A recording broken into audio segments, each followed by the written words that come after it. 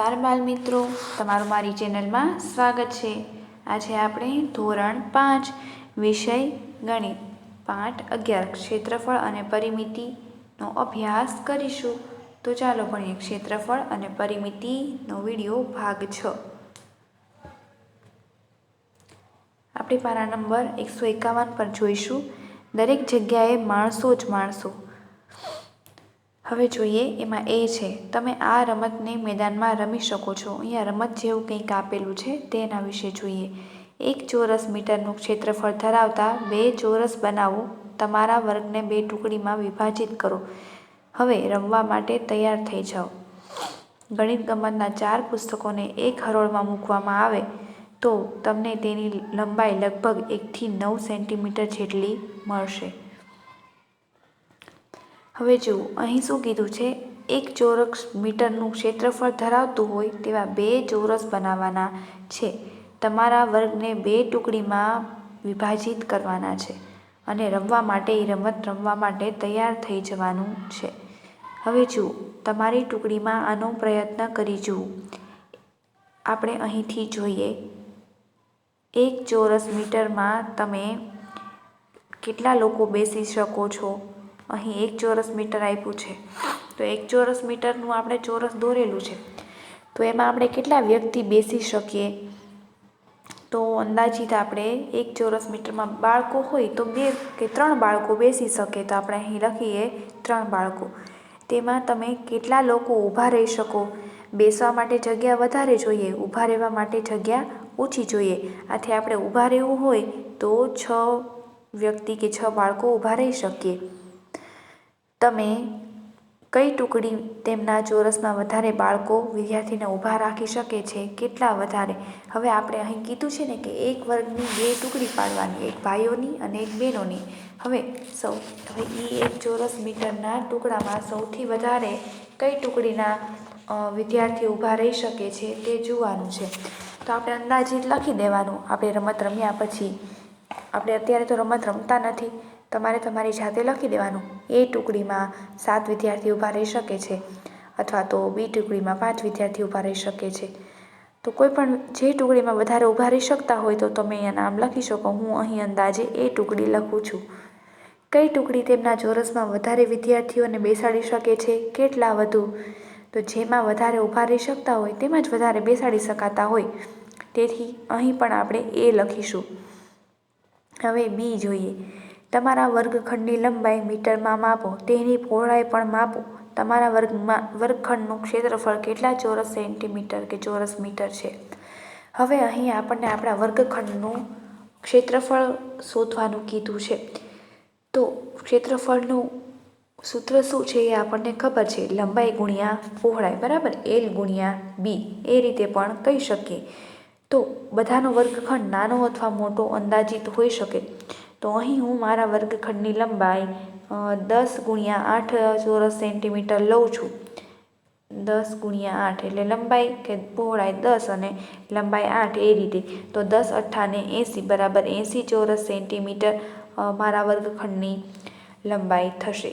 તમારા વર્ગખંડમાં કુલ કેટલા વિદ્યાર્થી છે, મારા વર્ગખંડમાં કુલ અહીં લખું છું 60 વિદ્યાર્થી છે। આથી 1 ચોરસ મીટરમાં કેટલા વિદ્યાર્થી બેસી શકે, તો 1 ચોરસમાં 1 વિદ્યાર્થી બેસી શકે ચોરસ મીટરમાં બરાબર, એ રીતે લખું છું। જો તમે સહેલાઈથી ફરી શકો તેવું ઈચ્છતા હો તો 1 ચોરસ મીટરમાં કેટલા વિદ્યાર્થી હોવા જોઈએ, 1 ચોરસ મીટરમાં 1 વિદ્યાર્થી હોવા જોઈએ। હવે જોઈએ આગળ, બાજુનું માપ 1 કિલોમીટર હોય તો ચોરસ કેટલો વિશાળ હોય તેની તમે કલ્પના કરી શકો છો। અહીં કીધું છે 1 ચોરસ કિલોમીટર એટલે 1 કિલોમીટર હોય બરાબર, એટલું 1 કિલોમીટર જેટલું ચોરસ હોય તો તે તો કેટલું મોટું થાય, તેનું ક્ષેત્રફળ ખાલી જગ્યા ચોરસ હોય। અંદાજ લગાવો તેમાં કેટલા લોકો રહી શકે છે। તેથી આપણે કહીશું, હા હું 1 કિલોમીટર બાજુનું માપ હોય તેવા વિશાળ ચોરસની કલ્પના કરી શકું છું બરાબર। તો તેનું ક્ષેત્રફળ કેટલું થાય, 1 કિલોમીટર હોય તો 1 ગુણ્યા 1, બધી બાજુ ચોરસ છે તો ચોરસની ચારે બાજુ કેવી હોય બાળ મિત્રો, સરખી હોય તો એ ચારે બાજુ અહીંયા 1 કિલોમીટર, અહીંયા 1 કિલોમીટર, અહીંયા 1 કિલોમીટર ને અહીંયા 1 કિલોમીટર. હવે લંબાઈ ગુણ્યા લંબાઈ છે તેનું ક્ષેત્રફળ શોધવાનું સૂત્ર, બરાબર. તો લંબાઈ ગુણ્યા લંબાઈ એટલે 1 ગુણ્યા 1, બરાબર. એટલે કેટલા થાય? 1 એકુ 1, તો 1 કિલોમીટર જ થાય. આપણે શેમાં માપેલું છે બાળ મિત્રો? કિલોમીટરમાં, ચોરસ મીટરમાં નથી. અહીં જુઓ છે ચોરસ, તો કેટલા લોકો કિલોમીટરમાં હોય તો ચોરસ કિલોમીટર છે. તેથી અંદાજિત 1 ગુણ્યા 1 એટલે કે 1000 લોકો રહી શકે છે. પશ્ચિમ બંગાળમાં 1 ચોરસ કિલોમીટરના ક્ષેત્રફળમાં લગભગ 900 લોકો રહે છે. પરંતુ અરુણાચલ પ્રદેશ, કેમ કે પશ્ચિમ બંગાળમાં વસ્તી વધારે છે, પરંતુ અરુણાચલ પ્રદેશમાં એકલાપણું લાગે છે. ત્યાં 1 ચોરસ કિલોમીટરના ક્ષેત્રફળમાં 15 કરતાં પણ ઓછા લોકો રહે છે. કેમ કે અરુણાચલ પ્રદેશમાં લોકો ઓછા રહે છે, વ્યક્તિ ઓછા છે. હવે જુઓ, અહીંયા આપેલું છે જમીનની વહેંચણી. તો નર્સરીના એક ખેડૂત છે, તે તેની જમીન 3 બાળકો ચુમકી, ઝુમરી અને ઇમરાન વચ્ચે સરખે ભાગે વહેંચવામાં આવે છે. તે જમીનને એવી રીતે વહેંચવામાં આવે છે કે જેથી તે જમીનના દરેક ટુકડા પર એક વૃક્ષ વાવે. તેથી જમીન નીચે મુજબ દેખાય છે. અહીં શું છે? દરેકના ભાગે એક એક વૃક્ષ આવવું જોઈએ અને એ એક એક ટુકડામાં એક એક વૃક્ષ વાવી શકે તેટલી જમીન દરેકના ભાગે આવવી જોઈએ. તો પહેલાં આપણે જોઈશું આ કેટલું ચોરસ છે, બરાબર. તો અહીંથી ગણીએ 1, 2, 3, 4, 5, 6, 7, 8, 9 અને 10. તો આ બાજુ કેટલા ચોરસ છે? 10. હવે ઊભી બાજુ જોઈ લઈએ અહીંયા કેટલા ચોરસ છે તે. અહીં છે 10. હવે અહીંથી ગણીએ 1, 2, 3, 4, 5, 6, 7, 8 અને 9. આ બાજુ છે 9 ચોરસ, બરાબર. તો આ બાજુ 10 અને આ બાજુ 9. હવે કુલ ચોરસ કેટલા છે એ ગણવા હોય તો આપણે 10 9 ને 90, 10 ગુણ્યા 9 કરી દેવાના, એટલે 10 ગુણ્યા 9 આપણને શું જવાબ મળી જશે? 90. શું તમે જમીનને સરખે ભાગે વહેંચી શકો છો? હા. તમે તે કેવી રીતે વહેંચશો તે બતાવો. યાદ રાખો, દરેક વ્યક્તિને ભાગે એક વૃક્ષ આવવું જ જોઈએ. એટલે 3 વ્યક્તિ છે તો ત્રણેયના ભાગે આ એક વૃક્ષ, આ એક વૃક્ષ ને આ એક વૃક્ષ આવવું જોઈએ અને ત્રણેયને સરખી જમીન વહેંચવી જોઈએ. વ્યક્તિના જમીનના ટુકડાને અલગ રંગ વડે રંગો. તો આપણે અહીંથી જોઈએ. હું તમને પહેલાં તેની કેટલી જમીન આવશે તે હું તમને સમજાવી દઉં અલગ કલરથી. તો અહીં હું પહેલાં લાલ કલરથી ઝુમરીની જમીન સમજાવું છું. તો આ બે અહીંથી વૃક્ષ આવે છે એટલે આ લાઈન આપણે ગણીશું નહીં. અહીંથી લાઈન કરું છું તે 3 લાઈન, પછી આ લાઈન. હવે અહીંયા સુધી આ વૃક્ષ આવે છે એટલે એ લાઈન નહીં ગણીએ, અહીંયાથી આ 2 લાઈન ગણીશું. આટલા ચોરસનો જે જમીનનો ટુકડો છે તે ઝુમરીનો છે. કોનો છે? તો હું અહીંયા ઝુમરીનો ખાલી ઝૂ કરીશ. આ ઝુમરીનું છે. હવે પીળો કલર જે દર્શાવું છું તે ઇમરાનનો હશે, બરાબર. અહીંથી લઈને એટલું ચોરસ કોનું છે? આ ઇમરાનનો ટુકડો છે. તમે જોઈ શકો છો એટલો કેટલો છે? ઇમરાનનો છે. તમે પણ આ તમારા પાઠ્યપુસ્તકમાં આ રીતે ભાગ કરીને જમીનની વહેંચણી કરી દેજો અને તમને દાખલા ગણવામાં સરળ રહેશે.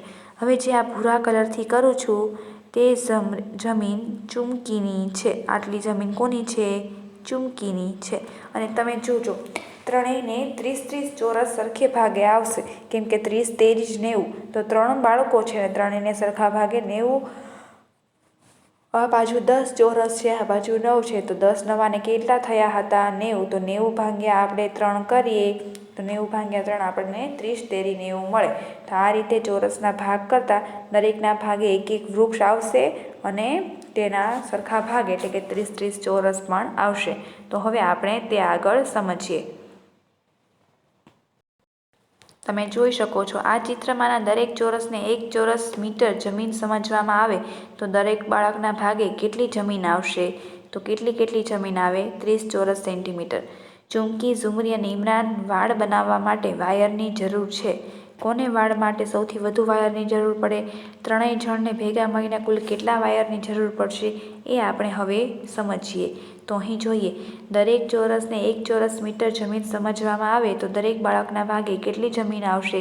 તો ચિત્રમાં કુલ કેટલા ચોરસની સંખ્યા આપી છે આપણે જોયું. 10 ગુણ્યા 9 બરાબર કેટલા થશે? 90. દરેક બાળકના ભાગમાં 90/3 એટલે કે 30 ચોરસ મીટર જમીન આવશે. ચુમકી, ઝુમકી અને ઇમરાનને વાડ બનાવવા માટે વાયરની જરૂર છે. કોને વાડ બનાવવા માટે સૌથી વધુ વાયરની જરૂર પડે છે?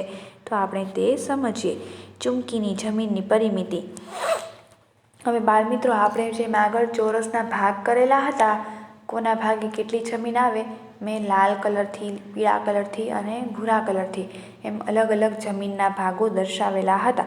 તો તમે દરેક બાજુઓનું માપ જો તમે સમજ્યા હશો વ્યવસ્થિત એ રીતે, તો આપણને પરિમિતિની ખબર પડશે. તો પહેલાં આપણે ચુમકીની પરિમિતિ જોઈએ. તો એક બાજુ 9 ચોરસ છે, ઉપરની બાજુ 2, વૃક્ષની બાજુમાં 3. તમે તમારા પાઠ્યપુસ્તકમાં ધ્યાન આપતા જશો બાળમિત્રો. પછી એની બાજુમાં 2, એની ઊભી લાઈનમાં 6 અને આડી લાઈનમાં 4, નીચેની આડી લાઈનમાં. એટલે એ એની પરિમિતિ, બધી બાજુઓનો માપનો સરવાળો એ એની પરિમિતિ કહેવાય. આપણે આગળ ભણી ગયા છીએ. તો 26 મીટર થશે. ઝુમરીની જમીનની પરિમિતિ. ઝુમરીની જમીન કેટલી છે અને તેની પરિમિતિ કેટલી છે? તો ઝુમરીના ભાગમાં જેટલી જમીન આવે છે તેટલી તેની પરિમિતિ કહેવાશે. બરાબર. બાજુઓની જેટલી બાજુઓ છે એ બધી બાજુઓ વિશે ગણીશું. 3 + 8 + 5, 3 + 2 + 5. એ રીતે ઝુમરીના ભાગમાં જમીન આવે છે અને તેનું થશે 26 મીટર. ઇમરાનની જમીનની પરિમિતિ. તો ઇમરાનના ભાગમાં પણ જેટલી જમીન છે તેટલા ટુકડાની પરિમિતિ. તો 6 + 3 + 2, 3 + 4 + 6 થશે. એટલી તેની પરિમિતિ થશે. તો એનો સરવાળો થશે 24 મીટર. કેટલા થશે બાળમિત્રો? 24 મીટર. તો હવે જુઓ, ત્રણેય જણને ભેગા મળીને કુલ કેટલા વાયરની જરૂર પડે? તો એ ત્રણેય ભેગા વાયર લાવશે. તો 26, 26, 24. બરાબર. તો 26 મીટર, 26 મીટર ને 24 મીટરનો સરવાળો કેટલો થશે? 76 મીટર. તેને કુલ વાયર કેટલા મીટરનો લાવવાનો? 76 મીટર વાડ બનાવવા માટે. બરાબર. હવે જુઓ, અહીં છે મહાવરો. આપણે વાડ બનાવવા માટે કેટલા વાયરની જરૂર પડે તે આપણે અહીં આ બધું જોઈ ગયા. નીચેનું કોષ્ટક જુઓ. જો તમારે દરેક વસ્તુનું ક્ષેત્રફળ લખવું હોય તો તમે કયો સ્તંભ પસંદ કરશો તેમાં સાચાની નિશાની કરો. આપણે વસ્તુ પ્રમાણે જોઈશું કે વસ્તુ કેવડી છે, નાની છે, મોટી છે, એ પ્રમાણે આપણે કેટલી કોની જરૂર પડે, ચોરસ સેન્ટીમીટરની, ચોરસ મીટરની કે ચોરસ કિલોમીટરની. વસ્તુ નાની હશે તો ચોરસ સેન્ટીમીટરમાં હશે, વસ્તુ થોડીક મોટી હશે તો ચોરસ મીટરમાં હશે, અને એનાથી પણ વધારે હશે તો ચોરસ કિલોમીટરમાં આપણે માપ લખતા હશું. તો આપણે એ પણ સમજી ગયા છીએ, છતાં ફરીવાર જોઈ લઈએ. હાથરૂમાલ. તો હાથરૂમાલ નાનો છે એટલે ચોરસ સેન્ટીમીટરમાં. સાડી છે એ મીટર ઉપર મળે એટલે એ મીટરમાં. પુસ્તકનું પાનું એ પણ નાનું હોય એટલે ચોરસ સેન્ટીમીટરમાં. શાળાની જમીન ચોરસ મીટરમાં. શહેરની કુલ જમીન તો એ ચોરસ કિલોમીટરમાં, કેમ કે શહેર આખું કેવડું મોટું હોય. બરાબર. વર્ગખંડનો દરવાજો એ પણ ચોરસ મીટરમાં માપીશું. પછી ખુરશીની બેઠક. ખુરશીની બેઠક છે એ ચોરસ સેન્ટીમીટરમાં માપીશું. પછી છે બ્લેકબોર્ડ. બ્લેકબોર્ડ છે એ પણ આપણે ચોરસ મીટરમાં માપીશું. ભારતીય ધ્વજ તો એ ચોરસ સેન્ટીમીટરમાં માપીશું. એવી જમીન કે જેના પર નદી વહેતી હોય તો એ ચોરસ કિલોમીટરમાં માપીશું. જમીન જેટલી નદી વહેતી હોય એ જમીન તો ઘણી મોટી હોય, જ્યાં સુધી નદી હોય ત્યાં સુધી, તો એ આપણે કિલોમીટરમાં માપવું પડે. બાળમિત્રો, આજે આપણે અહીં ભાગ 6નો વિડીયો ભણી ગયા. આગળનું આપણે આવતા વિડીયોમાં ભણીશું. ત્યાં સુધી આવજો.